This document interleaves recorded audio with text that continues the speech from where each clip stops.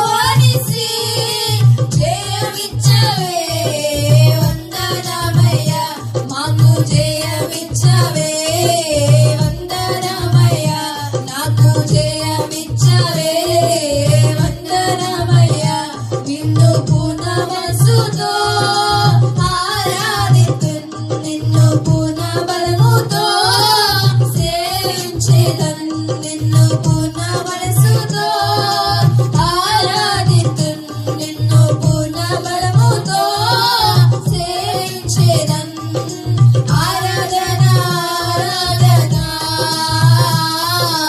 ఆరాధన ఆరాధన ఆరాధించే ఆరాధన ఆరాధన ఆరాధన ఆరాధన ప్రేమించేదన్ అధికముగా ఆరాధితున్ ఆశక్తితో ప్రేమించేదన్ అధికముగా ఆరాధితున్ ఆశక్తితో నిన్ను పూర్ణ మనసుతో ఆరాధితున్ నిన్ను పూర్ణ బలముతో సేవించేదన్ నిన్ను పూర్ణ మనసుతో ఆరాధితున్ నిన్ను పూర్ణ బలముతో సేవించేదన్ ఆరాధన ఆరాధన ఆరాధన ఆరాధన ఆరాధన ఆరాధన ఆరాధన ఆరాధన ఆరాధన ఆరాధన ఆరాధన ఆరాధన ఆరాధన ఆరాధన ఆరాధన హల్లెలూయా. రాజుల 2వ గ్రంథం, బైబిల్ గ్రంథాల నుంచి రాజుల 2వ గ్రంథం 4వ అధ్యాయము 40వ వచనాన్ని మీ కొరకు నేను చదువుతాను. రాజుల 2వ గ్రంథం 4వ అధ్యాయం 40వ వచనం.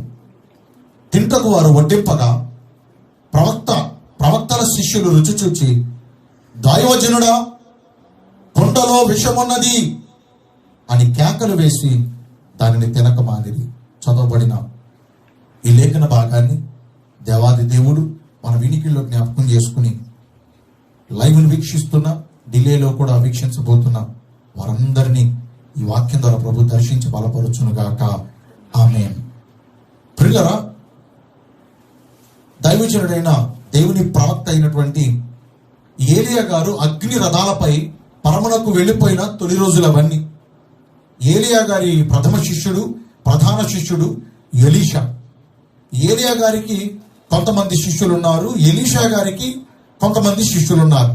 ఎప్పుడైతే ఏలియా గారు అగ్ని రథముల మీద పరమునకు కొనుపోబడ్డారో అప్పుడు ఏలియా గారి శిష్యులకు, ఎలీషా గారి శిష్యులకు, వీరి శిష్యులిద్దరికీ కూడా ఇక ఎలీషా గారే ప్రధాన గురువు అయిపోయారు. ఆయనే పెద్ద గురువు అంటారు, పెద్ద గురువు అయిపోయారు.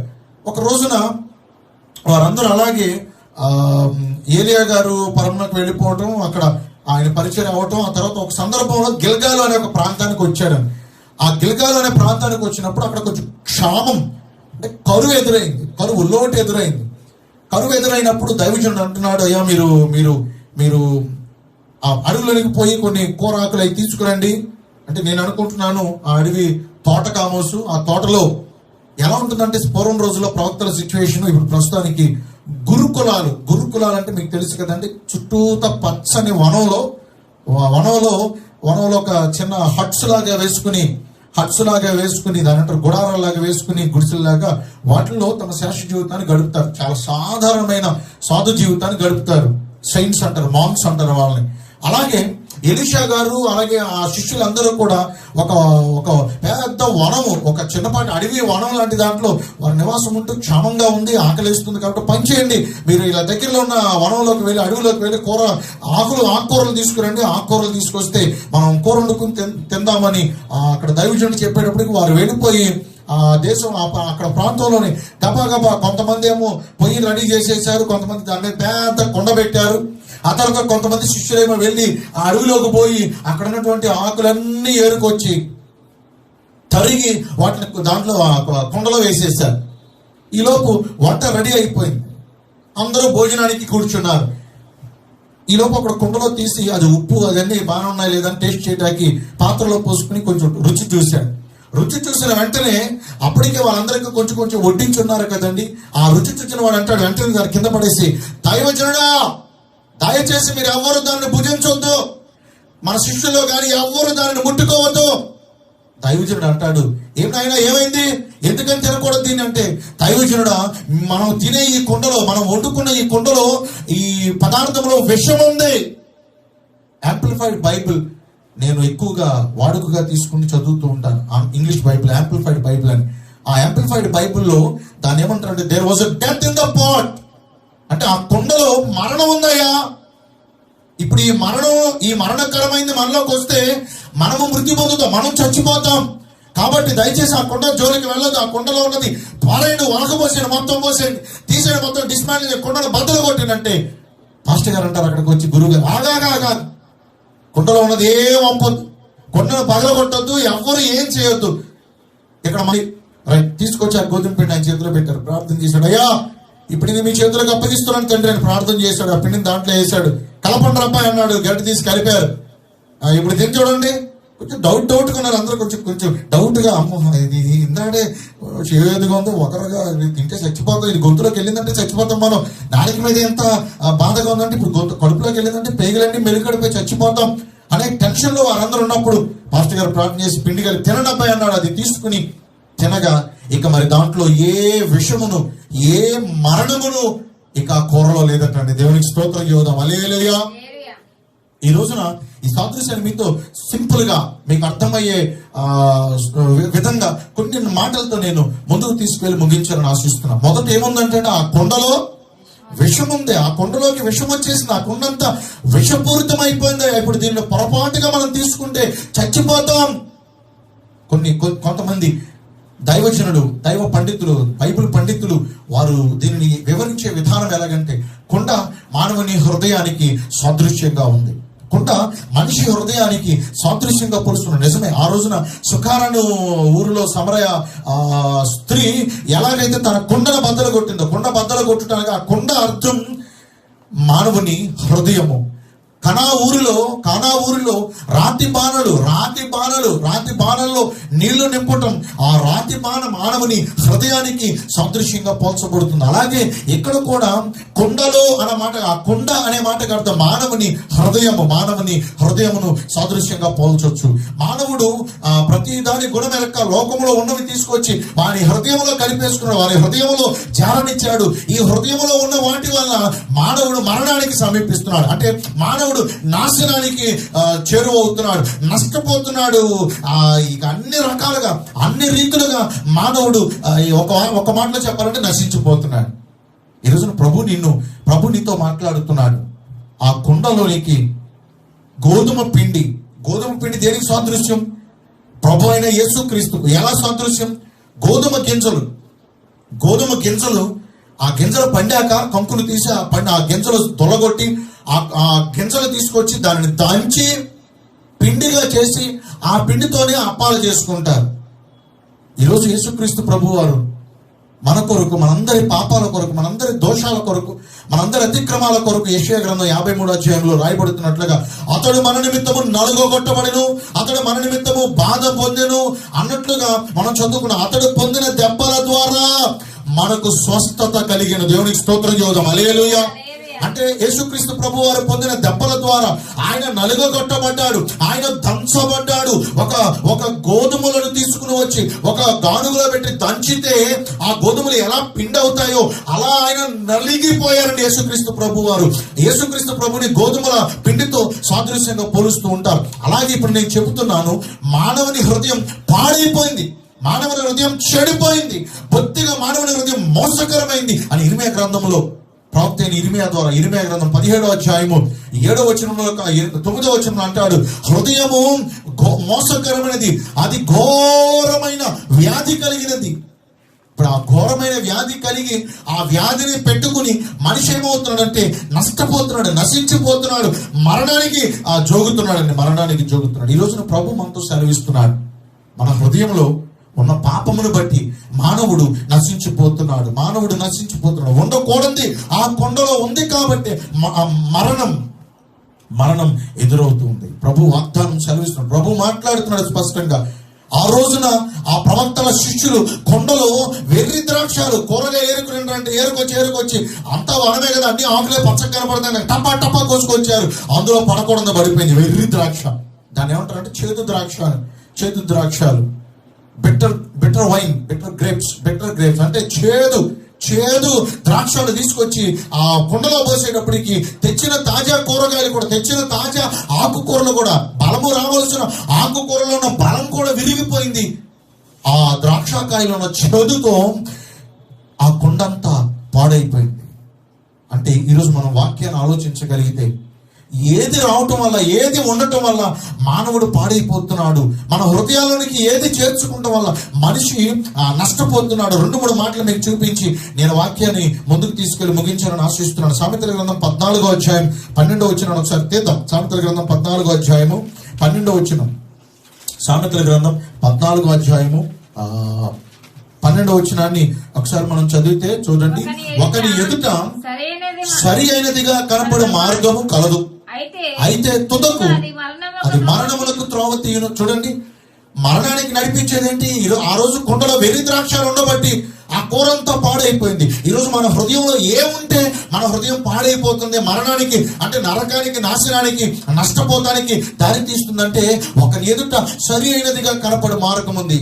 ఎవరి మట్టుకు వారు ఏమనుకున్నారంటే నేను తీసుకున్న నిర్ణయాలు కరెక్ట్, నా ఆలోచనలు కరెక్ట్, నా ఉద్దేశాలు కరెక్ట్, నేను వెళ్ళే మార్గమే కరెక్ట్. దీని గురించి చెప్పాలంటే, దీని గురించి మాట్లాడాలంటే ఏదో సామెత, మొరటి సామెత ఒకటి ఉపయోగిస్తాం మన పూర్వీకులు. మూర్ఖుడి కంటే అండి పట్టిన కుందేలికి 3 కాళ్ళు అంటారు.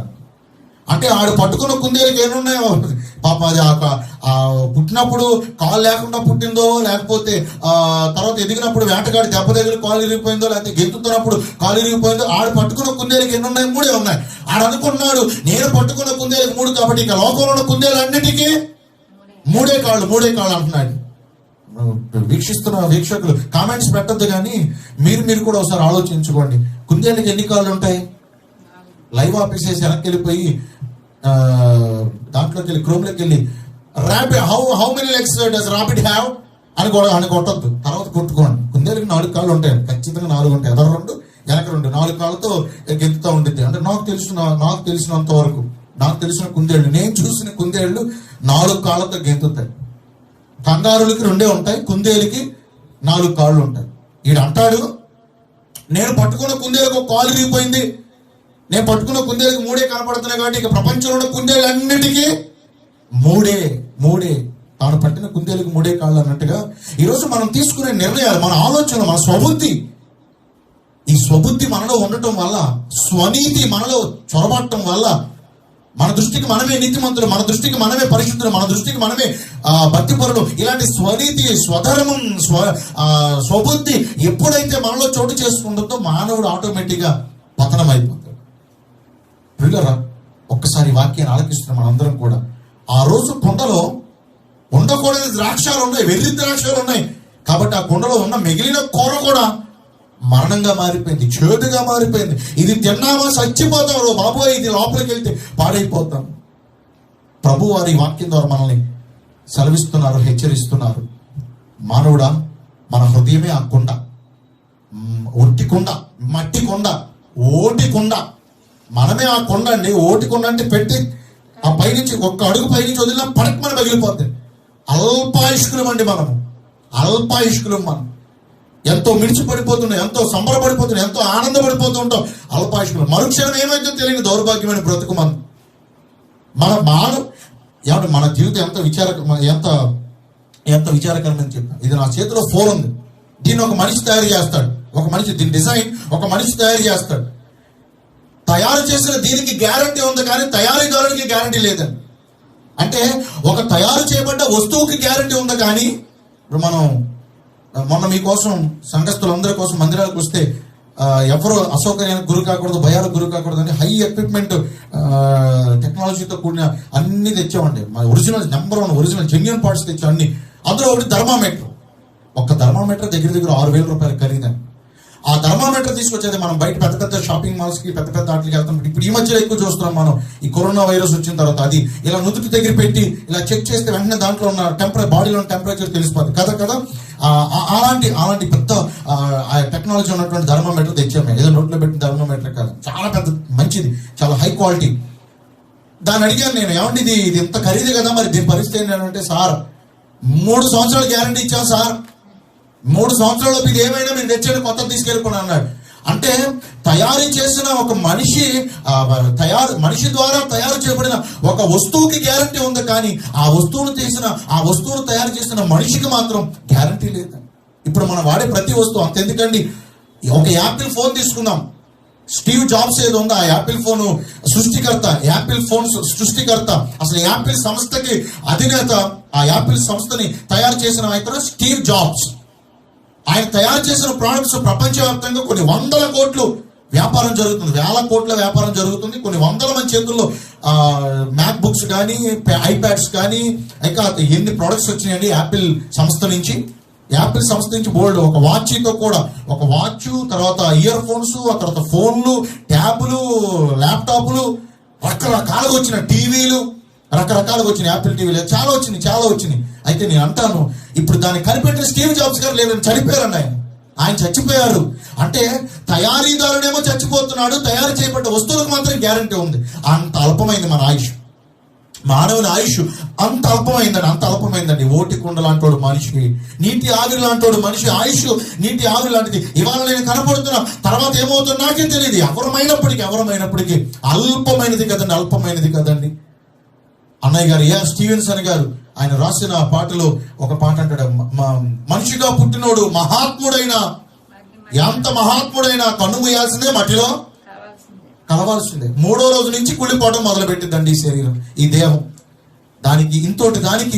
ఇంతటి భాగ్యానికి మానవుడు స్వనీతి పరుడైపోయి, స్వబుద్ధి మీద ఆధారపడిపోయి, నేను పట్టిన కుందేలకు 3 కాళ్ళు, స్వధర్మం, స్వనీతి, స్వపరీక్ష లేవు మళ్ళీ మనిషికి. స్వీయ నియంత్రణ లేదు. స్వబుద్ధి ఉంది కానీ, స్వనీతి ఉంది కానీ, స్వీయ నిరంతరణ, దాని ఏమంటారంటండి, సెల్ఫ్ టెస్టింగ్ లేదు. సెల్ఫ్ ప్రొక్లమేషన్ ఉంది కానీ, సొంత డబ్బా ఉంది కానీ, మానవుడు ఈరోజు కూర్చుని నేనేంటి, నా పరిస్థితి ఏంటి, నా మనుగడ ఏంటి, నా జీవితం ఏంటి, నేను ఎలా వెళుతున్నా, నా నడకలు ఎలా వెళుతున్నాయి, నా క్రియలు ఎలా ఉన్నాయి, ఆలోచన టైం లేదండి మనిషికి. బిజీ స్కెడ్యూల్లో ఈరోజు మనిషి నిమగ్నం అయిపోయాడు. పొద్దున్న లేచింది మొదలు రాత్రి పడుకునేదాకా మనిషి పనులు, వీటి మీదే మనిషి కాన్సన్ట్రేషన్ చేస్తున్నాడు. కానీ అసలు నేను ఎక్కడికి పోతున్నా, నా ప్రయాణం ఎక్కడికి వెళుతుంది, అసలు నా జీవితం ఎలా వెళుతుంది, ఈ లోకంలో కన్ను మూస్తే మరుక్షణం దేవుడి రాజ్యంలో కన్ను తెరవగలనా అనే అవగాహన మనిషికి లేదంటే ఆలోచించండి పిల్లలు. మన మనుగడ ఎట్టిపోతుంది, మన నడకలు ఎట్టిపోతున్నాయి. అందుకని ప్రభు ఒకసారి నిదానం మీద కూర్చోబెట్టి మనతో మాట్లాడుతున్నాడు. కుండలో విషం ఉందేమో ఒకసారి జాగ్రత్తగా ఆలోచించు. నీ కుండలో విషం ఉంటే అది నీకే ప్రమాదం. నీ హృదయంలో విషం ఉంటే అది నీకే ప్రమాదం. నీ హృదయంలో ఉండకూడదు ఉంటే అది నీకే, నాకే, మనకే ప్రమాదం అని ప్రభు వారు మరొకసారి ఈ వాక్యం ద్వారా హెచ్చరిస్తున్నారు. కానీ మనకున్న అలవాటు ఏంటి తెలుసా? ఎలిషా రోజుల్లో కుండలో విషము పిండి కలుపుకో, ఇది మాకు తెలియదా ఏంటి, ఇది ఎన్నిసార్లు మేము విన్నాం. నేను కూడా చాలాసార్లు చెప్పాను, రైట్, మీరు చెప్పింది నిజమే, నేను కూడా చాలాసార్లు చెప్పాను. కానీ ఇక్కడ కూర్చుని వాక్యం రిఫర్ చేస్తుంటే ప్రభు వారు నాకు ఈ మాట బయలుపరుస్తుంది. ఇది చెప్పు కుమారుడు, ఇది చెప్పు అని ప్రభు బయలుపరుస్తున్నారు. నేనే కాదు, ఏ దైవజనులైనా ఇక్కడ నుంచునే వరకు మా ఆలోచనలు రకరకాలుగా ఉంటాయి. కానీ ఇక్కడ నుంచున్నాక పూర్తిగా ఏ దైవజనులైనా దేవుడి మీద ఆధారపడాల్సిందేనండి. దేవుడి మీద, లేకపోతే మాటలు ఎక్కడి నుంచి వస్తాయి? దేవుడి మీద ఆధారపడటం, దేవుడు చెప్పమన్న మాటలు చెప్పడం తప్ప మా స్వనీతితో, మా సొంత ఆలోచనలతో చెప్తే ఎవరికీ ఉపయోగం ఉండదు. దానివల్ల ప్రభు చెబుతున్న మాట, కుండలో విషం ఉందేమో, ఒకవేళ నీ హృదయంలో స్వబుద్ధి ఉందేమో. మన హృదయాల్లో స్వనీతి, స్వధర్మం, స్వబుద్ధి ఆధారపడుతున్నామేమో. ఒకటి ఎదుట సరి అయినదిగా కనపడే మార్గం అంటే వీడి దృష్టికి వీడు అనుకున్నాడా, నేను ఎంచుకున్న మార్గం కరెక్టే, నేను వెళ్ళే మార్గం కరెక్టే, నా డెసిషన్స్ కరెక్టే, నా త్రోవలు కరెక్టే, ఐఎమ్ ఆల్వేస్ రైట్. తప్పులేదు, మన మీద మనకు నమ్మకం ఉంటుంది, తప్పులేదు. మనం కరెక్ట్ డెసిషన్స్ తీసుకుంటాం అనుకుంటాం, తప్పులేదు. కానీ నేను మాత్రమే కరెక్ట్, అందరూ తప్పు అనుకుంటాం, తప్పు. ఈరోజు ప్రభు సెలవిస్తున్నారు, మన స్వబుద్ధిపై ఆధారపడుతుంది. దేవుని బిడ్డలకు మనవి చేస్తున్నాను, మన స్వబుద్ధిపై ఆధారపడటం అది మనకి ఏమాత్రం శుభసూచకం కాదు. స్వబుద్ధిపై ఆధారపడిన కయ్యూను ఎలా నష్టపడి చూసాం. స్వబుద్ధిపై ఆధారపడిన ఏశావు ఎలా ఆశీర్వాదాన్ని కోల్పోయి చూసాం. స్వబుద్ధిపై ఆధారపడిన సౌలు, ఇశ్రాయేలు మొట్టమొదటి రాజు అయిన సౌలు ఎక్కడ? బెన్యామీను గోత్రం, అల్పమైన ఇసురు పారేసిన గోత్రం అండి. యావోడు దృష్టికి ఎన్నికలేనాడు ఆ గోత్రికులు తోసే, అసలు ఇశ్రాయేలీయులు తీసేశారని ఆ గోత్రాన్ని. కానీ దేవుడు ఎన్నిక చేసుకుని, నువ్వు రారా బాబు, నేను నిన్ను గాడిదలు కాచుకుంటాను, మీ తండ్రి గారి గాడిదలు నువ్వు నువ్వురా, నేను నిన్ను నా ప్రజలను పరిపాలించే రాజుగా చేస్తానని చెప్పి ఏది కోరి మరి ఇశ్రాయేలు మొట్టమొదటి రాజుగా సౌలుని చేస్తే సౌలు స్వబుద్ధిని ఆధారం చేసుకుని దేవుడు చెప్పిన చిత్తాన్ని చేయక తన సొంత బుద్ధిని ఆధారం చేసుకుని స్వనీతిపై ఆధారపడి చివరికి కోల్పోయిన ఆశీర్వాదం ఏంటో మీ అందరికీ తెలుసు, దిక్కు మారిన చావు. ఈరోజు ప్రభు మనందరికీ ఈ భక్తులను సాదృశ్యంగా పోల్చి మనకేం చెప్తున్నాడో తెలుసా? ఆ గొప్ప గొప్ప పేరు మోసిన భక్తులు, వారు పేరు మోసిన భక్తులండి, కానీ వారు నష్టపోయారు, ఆశీర్వాదాన్ని పోగొట్టుకున్నారు. కొందరు జ్యేష్ఠత్వాన్ని కోల్పోయిన వారు, కొందరు దేవుడిచ్చిన ఘనతను కోల్పోయి మరలా తిరిగి లేవలేని పరిస్థితుల్లో మారిపోయిన వారు కొందరు. ఇవన్నీ ఎందుకు చెప్తున్నా? వారందరూ వారి స్వనీతి మీద, స్వబుద్ధి మీద ఆధారపడ్డారు. ఈరోజు ప్రభు మనతో సెలవిస్తున్నాడు. మన దృష్టికి సరిగ్గా ఉందా అనుకోవద్దు. మనం తీసుకున్న నిర్ణయాలు కరెక్ట్ అనుకోవద్దు. ఇప్పుడు ఉదాహరణకి 1+1 3 అన్నాను నేను, నా క్యాలిక్యులేషన్స్ నాకున్నాయి. 1+1 3 నా క్యాలిక్యులేషన్స్ నాది అంటాను.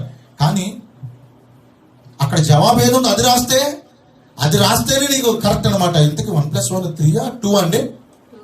కానీ నేను చెప్తాను నా క్యాలిక్యులేషన్స్ 1+1 3 నేను అంటాను, దాన్ని నిరూపిస్తాను కూడా. 1+1 ఎలా 3 అయిద్దో పరిచయం అయిపోయిన తర్వాత మీరు నాకు ఫోన్ చేయండి, నేను చెప్తాను మీకు 1+1 3 చెప్తాను. ఎస్ కరెక్ట్, 1+1 3 నేను చెప్తున్నా, అది 1+1 3. అదే సిద్ధాంతం పట్టుకుని వెళ్ళాను అనుకోండి, నష్టపోతాను. కానీ ఇప్పుడు దేవుడి చిత్త ప్రకారం నడిచామనుకో, నష్టపోనివ్వడండి, కృంగిపోనివ్వడండి.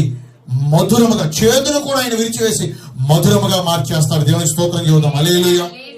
మొట్టమొదటి మాట, ఆ కుండలో ఉన్న ఆ విషయం ఏంటి? ఈరోజు మానవుని హృదయంలో ఉన్న ఆ ఉండకూడని లక్షణం ఏంటి? స్వబుద్ధి. ఒకవేళ మనం కూడా మన స్వబుద్ధిపై ఆధారపడుతున్నామేమో.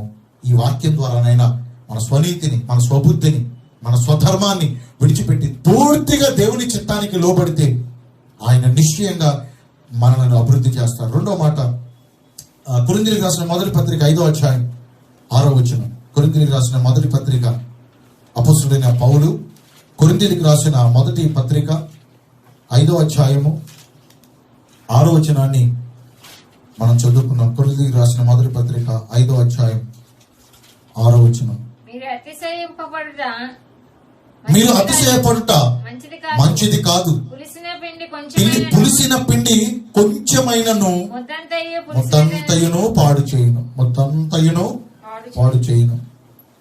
నాకు ఈ సాయంత్రం పరిచయం అయిపోయిన తర్వాత మా అమ్మాయి టీ పెట్టి తీసుకొస్తుంది, బ్రహ్మాండంగా పెడుతుంది. మా అమ్మగారు లాగా చక్కగా మంచి టీ చక్కగా పెట్టి తీసుకొస్తుంది. పరిచయం అయిపోయింది, ఇంకా టీ దాట్లా, పావు గంట పైన అయిపోయింది, ఇంకా టీ రావట్లా. అరే తల్లి, నువ్వు టీ తేలేదు, ఇంకా నేను వాగ్దానం ప్రిపేర్ చేయాలి, అప్లోడ్ చేయాలి, చాలా కథ ఉంది, నువ్వు తీసుకురామ్మా అంటే, నానా ఎన్నిసార్లు పాలు పోసినా ప్రతి పాలు ఇరిగిపోతున్నాయి నాన్న, ఎన్నిసార్లు పోసినా ఇరిగిపోతున్నాయి నాన్న. అప్పుడు మళ్ళీ పాస్టర్ గారు, నువ్వు ఉండరా తల్లి, నేను వెళ్తాను. నేను పాస్టర్ గారు వెళ్ళి టీ తీసుకొచ్చాను. నేను అమ్మ నువ్వు ఎలాగంటే, అదే పాలు పాప పద్దాక అదే పాలు పోస్తుందండి, ఆ పాలు పోసినప్పుడల్లా పాలు ఇరిగిపోతున్నాయి. నేనేం చేశాను, పాత్ర మార్చి వేరే పాత్ర తీసుకొచ్చి వేరే పాల ప్యాకెట్ తీసి దాంట్లో పాలు పోసాను, చక్కగా టీ పెట్టి తీసుకొచ్చాను. రైట్. ఇప్పుడు మనం గమనించాల్సింది, ఒక మంచి స్వచ్ఛమైన పాలు తీసుకొచ్చి పాడైపోయిన పాత్రలో పోసిన, లేకపోతే ఆల్రెడీ దాని పరిస్థితి అయిపోయిన పాడైపోయిన దాంట్లో విరిగిపోయిన దాంట్లో పోసిన, ఆ మిగిలిన పాలు కూడా ఏమవుతాయి?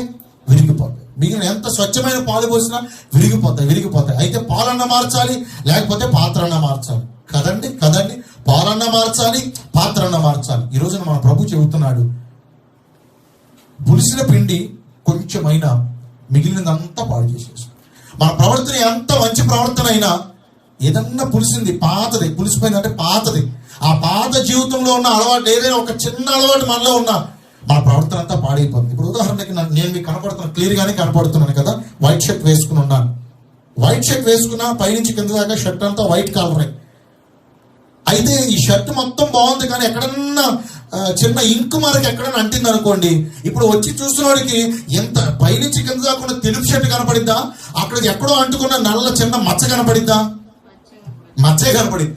ఖచ్చితంగా చెప్తున్నా, 99 మంది వచ్చినారు, అరే అదేంటి మచ్చ, అదేంటి ఆ మరకేంటి, ఆ మరకంటించుకున్నారండి అంటే మరకే కనపడింది. మానవులమైన మన దృష్టికి పైనుంచి కింద దాకా ఎంత తెలిపోందో ఆ చిన్న మరకే కనపడుతున్నప్పుడు మరి దేవుడు పరిశుద్ధుడు కాదా? ఆయన సన్నిధికి మనం వచ్చినప్పుడు, ఆయన సాంగత్యంలో మనం ఉన్నప్పుడు, ఆయనతో సహవాసం చేసే అనుభవం మనం ఉన్నప్పుడు, మన ప్రభు మన ప్రార్థనలు ఆలకించి కనికరించాలనుకున్నాడు. కానీ మళ్ళీ ఆ పాతది ఏదో ఉండిపోయింది. ఈరోజు ప్రభు సెలవిస్తున్నాడు వాక్యం ద్వారా.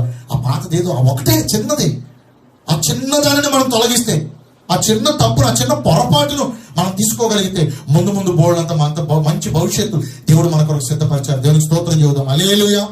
చిన్న చిన్న పొరపాట్లు అండి, ఆ పొరపాట్లే రేపు పొద్దున పెద్ద పెద్ద తప్పులుగా, అతిక్రమాలుగా మారిపోతూ ఉంటాయి. ప్రభు సెలవిస్తున్నాడు.